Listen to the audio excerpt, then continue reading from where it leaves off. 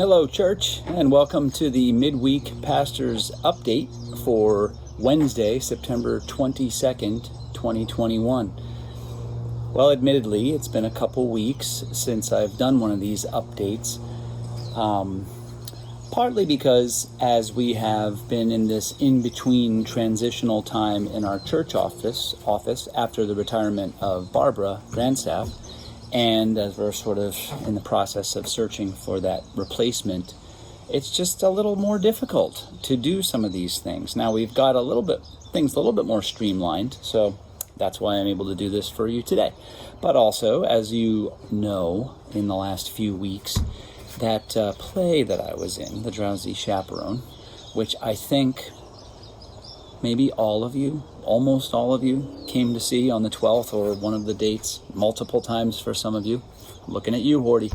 But yeah, that was an amazing run and a very energetically demanding time, and such a gratifying thing, such an incredible time of the whole process, from auditioning to the rehearsals to the shutdown to the start up again to reaching completion this past Sunday.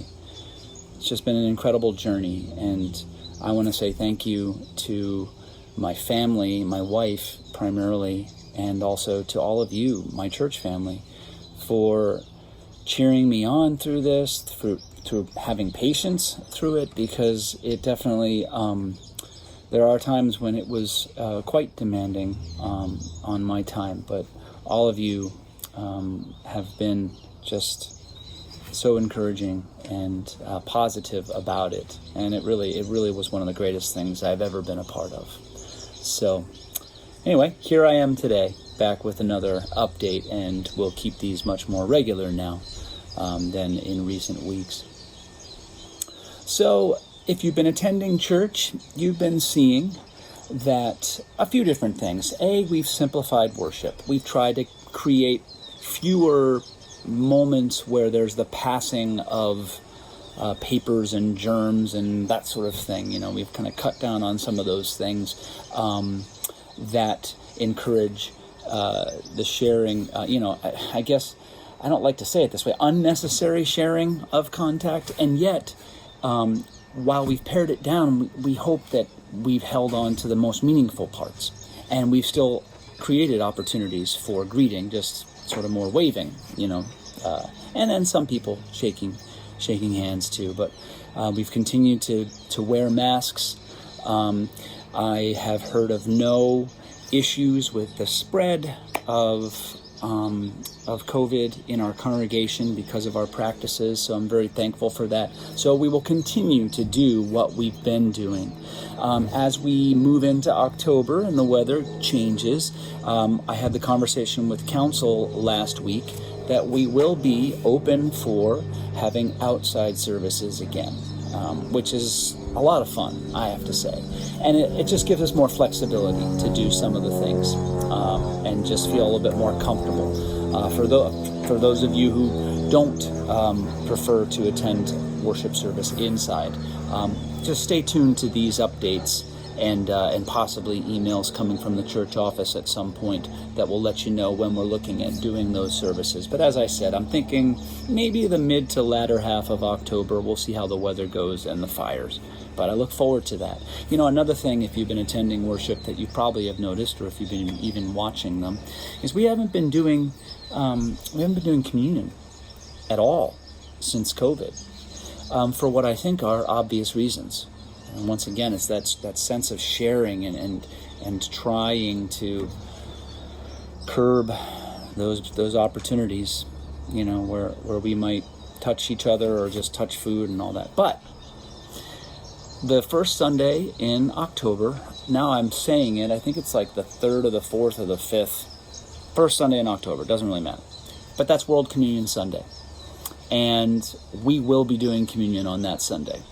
And after talking with the Board of Worship, here's how we'll do it. There are ways that you can order single packaged bread and single packaged little cups Now we've tried to be as attentive as possible to not creating unnecessary waste, to make sure we're buying biodegradable materials, that sort of thing. So I know that's a concern.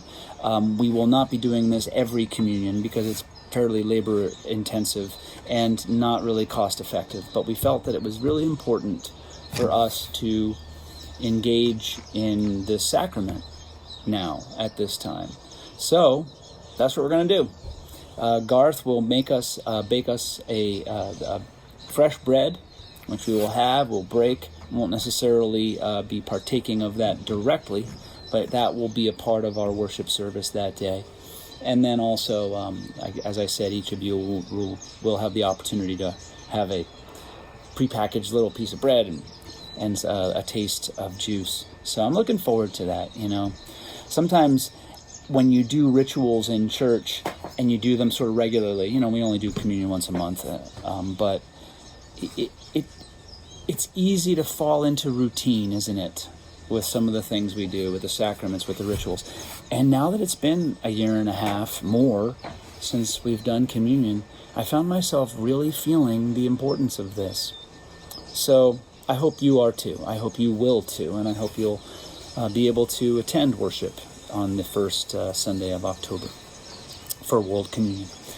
Speaking of attending worship, this coming Sunday, September 26th, we will have a special mission moment where the director of Prosper Placer, Katya Pullman, and a guest of hers will be speaking on that wonderful program and just kind of what it looks like and how they're really looking for more volunteers that could get involved and make such a huge difference in our community.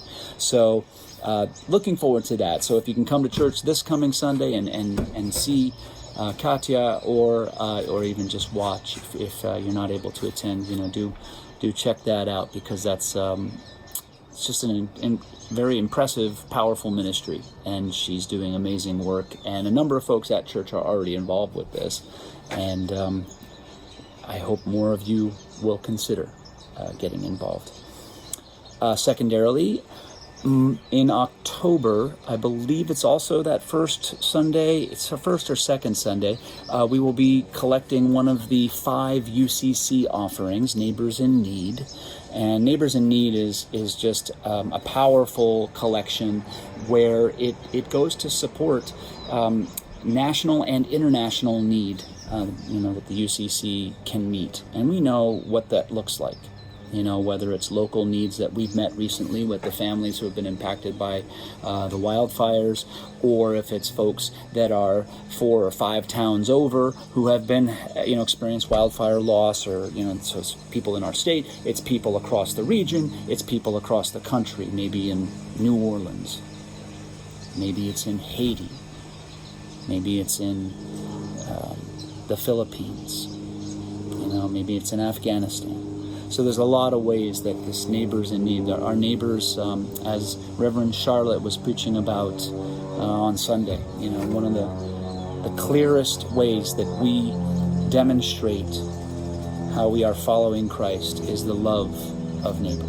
So Neighbors in Need is an offering that is a means of expressing, one means of expressing that love. So I hope you'll give generously as you always do. Thank you for that in advance. Let's see, anything else? We are looking, we're still working, as I said, to fill the position in the church office, the personnel committee, and I'm involved with some of the interview process too.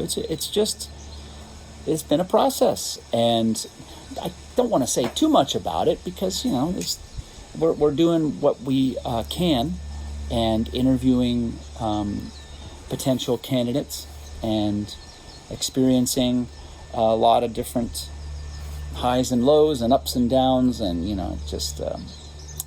the process is ongoing. So I want to let you know that we are doing our best, and I really appreciate the diligent work of the vice moderator, Trish Ballantyne, and then the entire personnel committee, who are working so hard to find and interview candidates. We'll keep you posted on that progress.